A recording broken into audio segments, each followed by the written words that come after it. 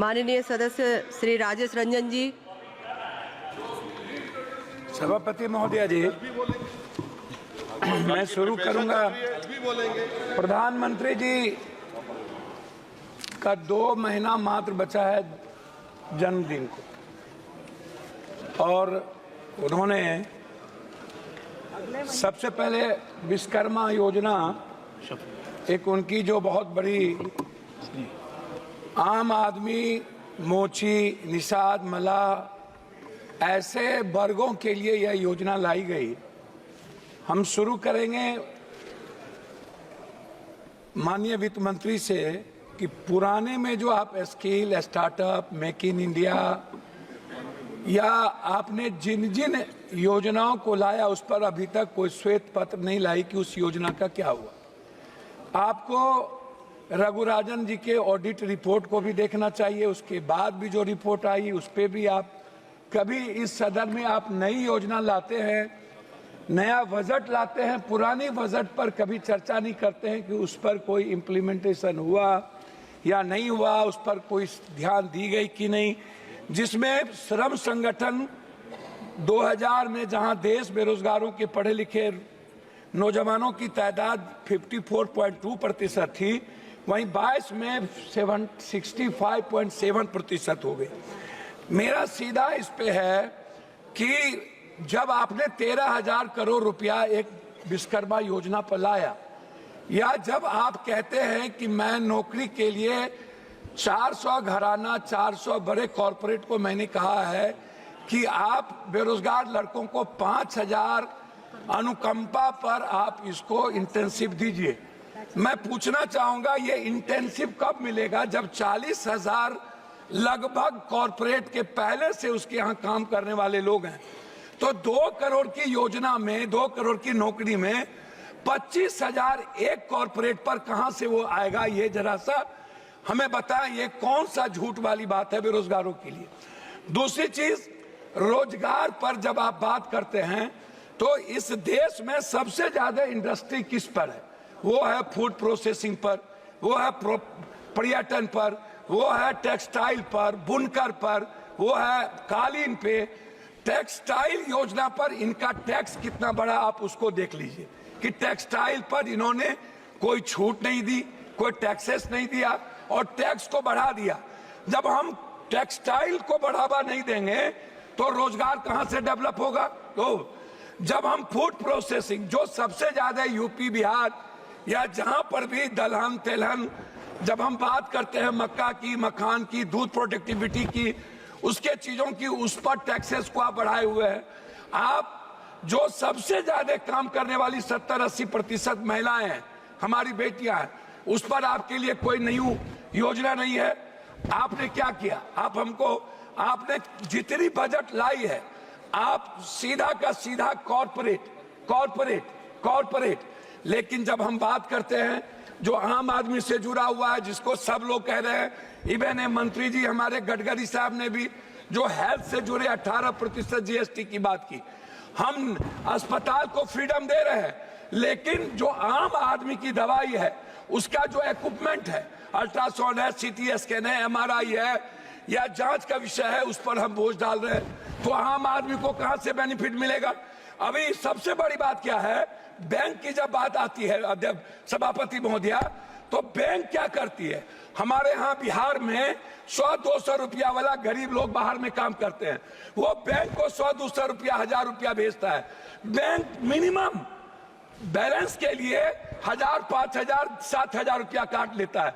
अब आप बताइए, क्या आपने इसको रोकने का कोई प्रयास किया कि बैंक उस पैसे के, जो मिडिल क्लास और गरीब का पैसा है, जो बाहर से अपने माँ बाप को भेजता है, वो पैसा ना काटे? ये इस पर आपने कभी चर्चा की कि बैंक जिस तरीके से आज बैंक आपका बैंक आपको कितना पर लोन देता है? आपने बैंक को क्या बेनिफिट दी, या बैंक को आपने क्या कहा?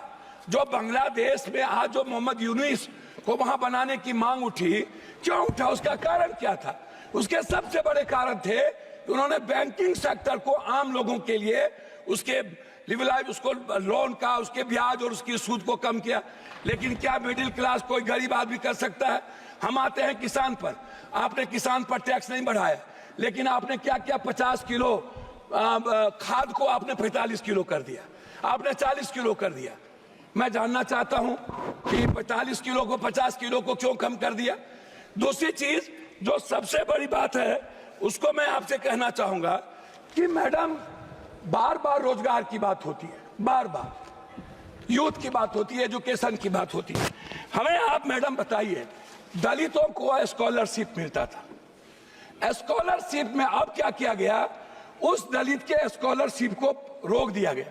कहा गया पहले तुम एडमिशन लो, 60% जब तुम्हारा, मैडम मैं आ रहा हूं, 60% जब तुम्हारा होगा अटेंडेंस तब हम तुमको स्कॉलर देंगे। इस तरह मिनिमम मदरसे की आप चीजों को 2 करोड़ कर दिए। आप अल्पसंख्यक जैसे मौलाना आजाद जो फेलोशिप था उसको आपने बंद कर दिया। आपने बजट को आपने सीधा 117 करोड़ पर ले आए अल्पसंख्यक के लिए। तो जो आप सबका विकास सबकी बात करते हैं नरेंद्र मोदी जी की सरकार। मेरा मैडम लास्ट है बिहार से। बिहार सरकार ने लगातार बिजली को लेकर के वन नेशन, जैसे वन नेशन वन एजुकेशन की बात उठती रही, वन नेशन वन हेल्थ जो हमारे राजस्थान की सरकार ने किया, बिहार सरकार ने 4 चीज आपको भेजा है। एक भेजा है वन नेशन वन टेरिटरी बिजली पर जो सबसे ज्यादा मांगा 4000 करोड़ रुपया बिहार सरकार पर अब ज्यादा बोझ पड़ता है। धन्यवाद। मैं कम कर रहा हूं, 70 पैसा मैडम, 70 पैसा एक आदमी पर पड़ता है। दूसरा, लगातार बिहार सरकार की ये योजना है हाई डैम से 40,000 करोड़ विद्युत परियोजना को बढ़ावा देना, हाई डैम, जिससे पूरा का पूरा कोसी सीमांचल मिथिलांचल को बढ़ावा मिलेगी। मैडम क्या हुआ इस बजट में, क्या आपने नेपाल सरकार से बात करके आपने हाई डैम बनाने की परियोजना की। एक तीसरा चीज बिहार सरकार ने कहा है कि हमको 15 लाख कर रहा हूं, एक मिनट लास्ट कर रहा हूं मैडम, एक मिनट। बिहार सरकार ने कहा है कि हमको उद्योग को बढ़ावा देने के लिए हमको 15 साल आप जीएसटी माफ कर दीजिए ताकि हम अपने डेवलप करें। आपका हमको नहीं चाहिए, चाहे डालमिया नगर, हमको आईएम की बात हमने किया पूर्णिया में, हमने आईटी की बात किया पूर्णिया में, हमने बात की मक्का और मखान पर फैक्ट्री की, आपने वो नहीं किया। तो आप उल्टे ही सारे के सारे मिडिल क्लास के पर जीएसटी का बोझ डाल दिया, आपने युवाओं पर गरीबों पर बोझ डाल दी, आपने किसानों पर बोझ डाल दिया, लेकिन आप कॉर्पोरेट को सपोर्ट करते रहे। अब हम लोग को बोलने के लिए पहले आप खड़ा कर देंगे। लास्ट कर रहा हूं, हमको 30 सेकंड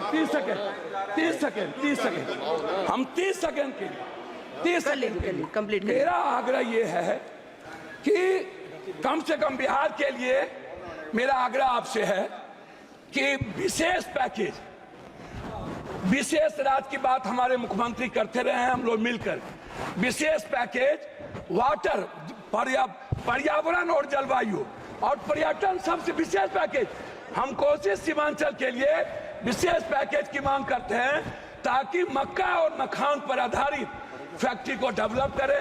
हम अधिक से अधिक बिहार में हम एयरपोर्ट को डेवलप करें, इसके लिए आपकी कोई योजना नहीं है। बहुत बहुत धन्यवाद मैडम, बार-बार